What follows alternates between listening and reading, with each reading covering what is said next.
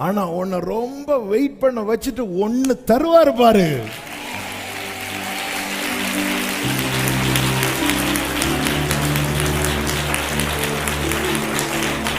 அவர் ஒன்ன தந்தாலும் பெஸ்டா தருவார். மன கிளேசத்துல, விசாரத்துல, வேதனையோடு இதை கேட்டுக்கொண்டிருக்கிற செபிக்கிற உள்ளமே, ஒரு நாள் நீ நிம்மதியின் பெருமூச்சு விடும்படிக்கு கர்த்தர் உனக்கு பதில் தர போகிறார். ஆமென் என்று சொல்லுகிறவர்கள் அல்லேலூயா. கர்த்தர் நல்லவர். எனவே ஜெபத்தை விட்டு விடாதிருங்கள்.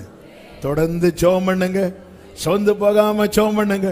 இடைவிடாமல் ஜெபம் பண்ணுங்க. கர்த்தர் நல்லவர். உங்கள் ஜெபத்துக்கு அவர் நிச்சயம் அவர் தர பதில் எப்படி இருக்கும் தெரியுமா?